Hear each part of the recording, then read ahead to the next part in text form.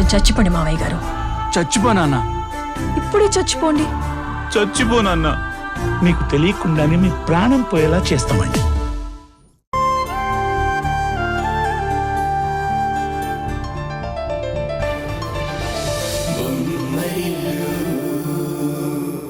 సాక్ష్యాలు లేకుండా నేరాలు చేసినంత మాత్రాన నేరం నుంచి బయటపడ్డామనుకోకూడదు. ఏదో ఒకరోజు సాక్ష్యాలు దొరుకుతాయి, నేరం రుజువు అవుతుంది. ఇలా మిమ్మల్ని అరెస్ట్ చేసే పరిస్థితి ఏదో ఒకరోజు వస్తుందని నాకు తెలుసు. బట్ ఆ రోజు ఇంత త్వరగా వస్తుందనుకోలేదు. తల్లి కొడుకులు కలిసి నా మీద కుట్ర చేసి కక్ష తీర్చుకుంటున్నారా? కుట్ర చేయడం, కక్ష తీర్చుకోవడం మీకు అలవాటేమో కానీ మాకు అలవాట్లేదు మేడం. తప్పు చేసిన వాళ్ళ తుప్పు వదలకొట్టడం మా అమ్మకు అలవాటు. ఆ తప్పుని నిరూపించి శిక్ష పడేలా చేయడం నాకు అలవాటు. ఏం సంజయ్ ఇది? మీ తమ్ముడు అలా నోటికొచ్చినట్టు మాట్లాడుతూ ఉంటే చూస్తూ ఊరుకుంటున్నావేంటి? సారీ మేడం, నేనిక్కడికి సంజయ్ తమ్ముడిగా రాలేదు, ఏసీపీ తరుణ్గా వచ్చాను. శ్రీనివాస్ సార్, మేడం గారిని అరెస్ట్ చేసి స్టేషన్కి తీసుకురండి. Okay sir. వదలండి మేడం, కోఆపరేట్ చేయండి.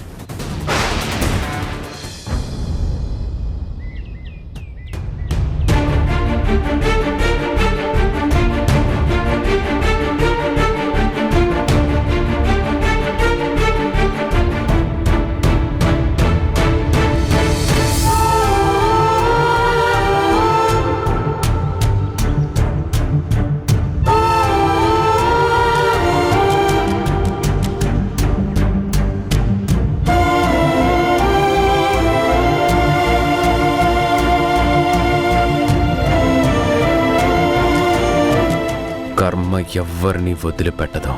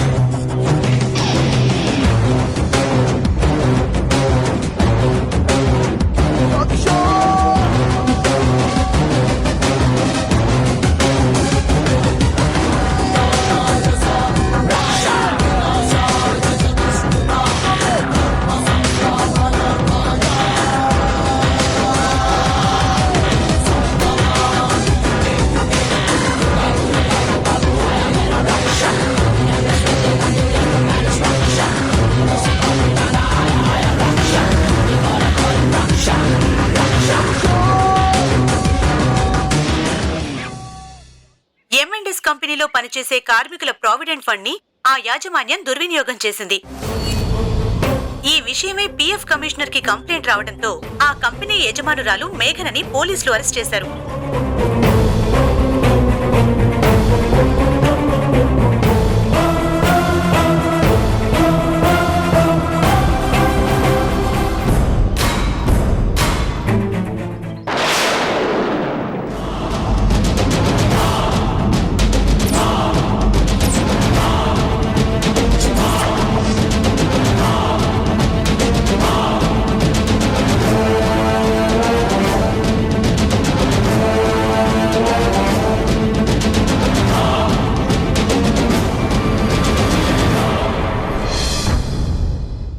ఇదేంటి మావయ్య, మేఘనక్కని అరెస్ట్ చేయడం ఏంటి?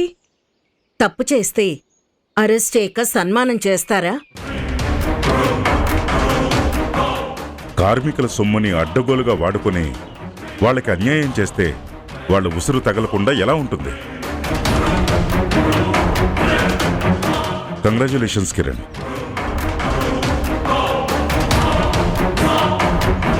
కార్మికులకు న్యాయం చేయటం కోసం కోడల్ని అరెస్ట్ చేయించడానికి కూడా నువ్వు వెనకాడలేదు.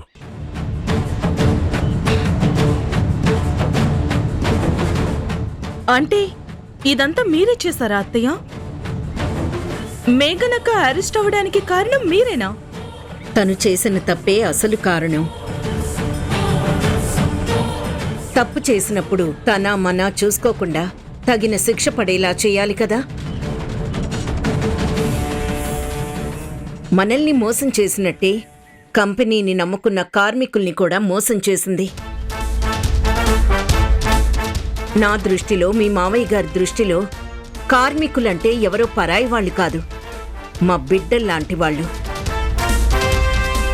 ఆ, అలాంటి బిడ్డలకు అన్యాయం జరుగుతుంటే చూస్తూ ఊరుకుంటానా? అంటే తనేదో తెలియక చేసుంటుంది అత్తయ్య. దాన్ని మీరిలా సీరియస్గా తీసుకుని అరెస్ట్ చేయిస్తే ఎలా? ఎంతైనా మేఘనక్క ఇంటి పెద్ద కోడలు కదా అత్తయ్య. ఈ ఇంటి కోడలు అరెస్ట్ అయితే పోయేది మన ఇంటి పరువే కదా మామయ్య గారు. పోదమ్మా, మన ఇంటి పరువు ఎక్కడికి పోదు. తన కోడలు తప్పు చేసినా కూడా తనని సమర్థించకుండా కిరణ్ కార్మికుల పక్కన నిలబడినందుకు 10 మందిలో మన పరువు 10 పెరుగుతుంది. ఏం పెరుగుతుందో ఏంటో. మీ అబ్బాయి ఏసీపీ, తన వదిన అరెస్ట్ అయిందని తెలిస్తే ఎంత ఫీల్ అవుతాడో ఏంటో. నీకో విషయం తెలుసా హారిక? మేఘనని అరెస్ట్ చేసింది ఎవరో పోలీస్ ఆఫీసర్ కాదు, మీ ఆయనే.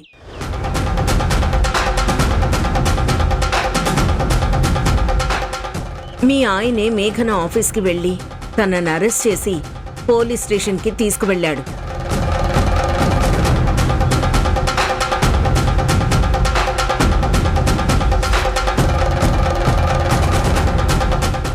మేఘనక్కని అరెస్ట్ చేసింది తారుణ.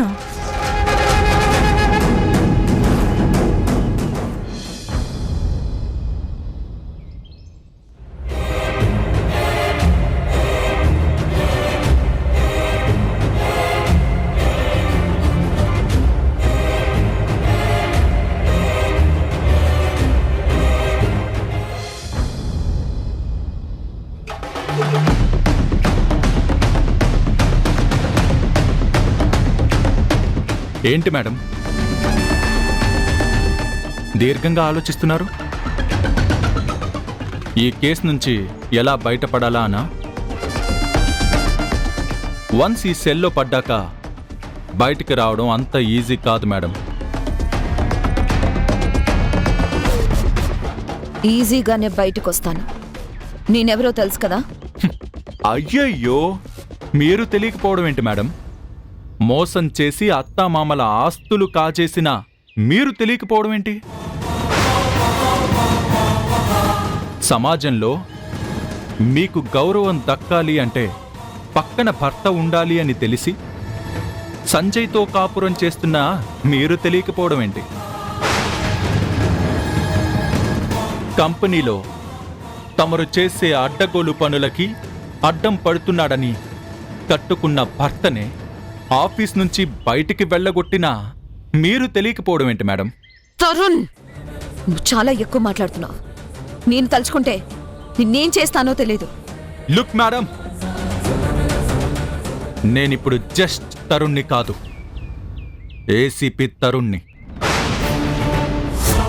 అలాంటి ఏసీపీ తరుణ్ణి నువ్వు అంటూ మీరు ఏకవచన ప్రయోగం చేయడం మీకు సంస్కారం కాదు.